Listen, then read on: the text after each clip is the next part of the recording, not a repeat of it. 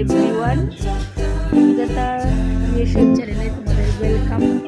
আজকে আমার রেসিপি হচ্ছে দই চিকেন। বিভিন্ন রকমের চিকেন তোমরা খেয়েই থাকো, তো একবার এটা ট্রাই করে দেখো, আশা করি তোমাদের ভালো লাগবে।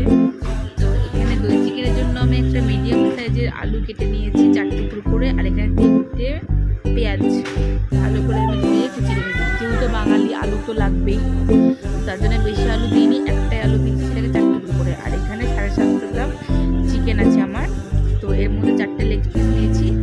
চিকেনটাকে ম্যারিনেশনের জন্য আমি এখানে হলুদ গুঁড়ো, জিরে গুঁড়ো, ধনে গুঁড়ো, লবণ, কাশ্মীরি লঙ্কার গুঁড়ো আর ঝাল লঙ্কার গুঁড়ো সব কিছু দিয়ে একটু সামান্য সর্ষের তেল, আর এখানে আমি 2 থেকে 2.5 চামচ মতো জল ছড়ানো টক দই আমি দিয়ে ভালো করে এটাকে আমি ম্যারিনেশন করে নেব।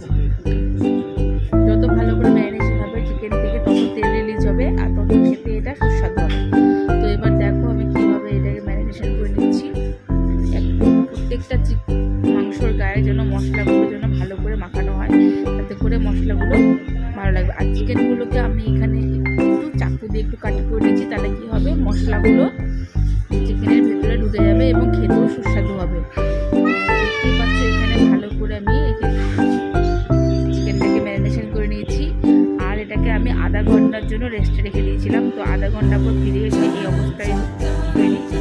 তো এবার আমি একদিকে কড়াই বসিয়ে তেল গরম করে দিয়ে দিয়েছিলাম। তো এখানে যে 4 টুকরো আলু রেখেছিলাম সেটাকে আমি ভালো করে হলুদ লবণ দিয়ে লাল লাল করে ভেজে নামিয়ে নেব। এখানে আমার আলু ভাজা হয়ে গেছে। আর মাংস ফোড়নের জন্য এখানে আমি 2টো তেজপাতা আর গোটা গরম মশলা, যেমন শুকনো লঙ্কা, দারচিনি, এলাচ, সামান্য একটু জিরে, লবঙ্গ, গোলমরিচ আর পেঁয়াজ নিয়ে নিচ্ছি। তো এখানে তেল গরম হয়ে এসেছে। এবার এখানে আমি গোটা গরম মশলাগুলোকে একদিকে ছেড়ে দেবো। তো এটাকে 1 সেকেন্ড মতো একটু নাড়াচাড়া করে নিতে হবে। গোটা গরম মশলা দিয়ে দিলাম। এবার আমি দিয়ে দেবো এখানে 2টো তেজপাতা।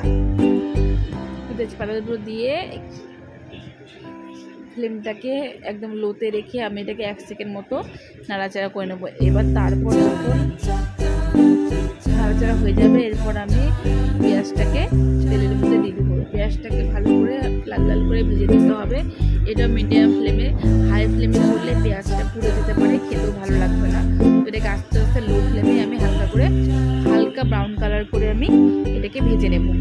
তো দেখতেই পাচ্ছ তেলে ভাজা হচ্ছে। তো এবার ভাজা হয়ে আসলে ম্যারিনেশন করা যে চিকেনটা, দেখো তোমরা কি সুন্দর হয়েছে, রেস্টে রেখে দিয়েছিলাম বলে। তো এটাকে আমি এবার কড়াইয়ের মধ্যে দিয়ে দিলাম। এবার ভালো করে আস্তে আস্তে কষিয়ে নিব।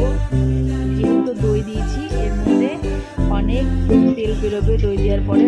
আর ম্যারিনেশন করে রাখলে এমনিতে চিকেন থেকে অনেকটাই তেল বেরিয়ে আসে, তাও আবার দই দিয়েছি, তেল তো আরোই বেরোবে।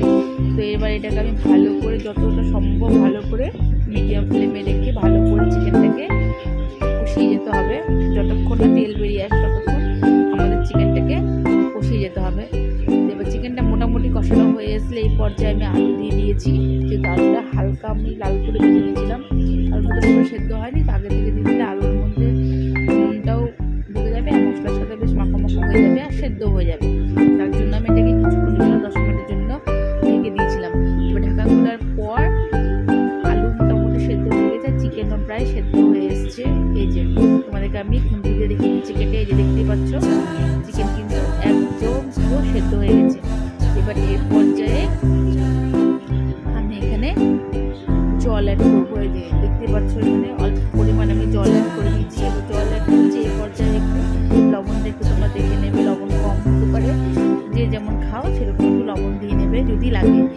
আর তারপর আমি নামানোর কিছুক্ষণ আগে কাসুরি মেথি দিয়ে দিচ্ছি। কাসুরি মেথিটাকে হাতে ক্রাশ করে দিলে গন্ধটা সুন্দর আসে। এবার কাসুরি মেথি দেওয়ার পর এটাকে ঢেকে দিতে হবে, যাতে গন্ধটা বাইরে বেরিয়ে না যায়, তাতে করে রান্নার স্বাদটাও ভালো আসবে। তো দেখতেই পাচ্ছ আমি যে ঢেকে দিলাম। 10 মিনিট পর আমি ফিরে আসছি। এই যে দেখতেই পাচ্ছ 10 মিনিট পর ঢাকা খুলে তোমাদের যে ফাইনাল লুকটা আমি দেখিয়ে দিচ্ছি। তো এখানে চিকেনটা প্রায় রেডি হয়ে এসেছে।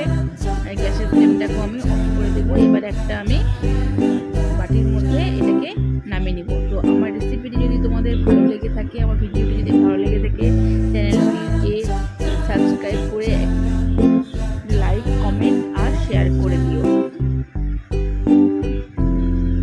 তো দেখতেই পাচ্ছ এটা ফাইনাল লুক। তো ভিডিওটি দেখার জন্য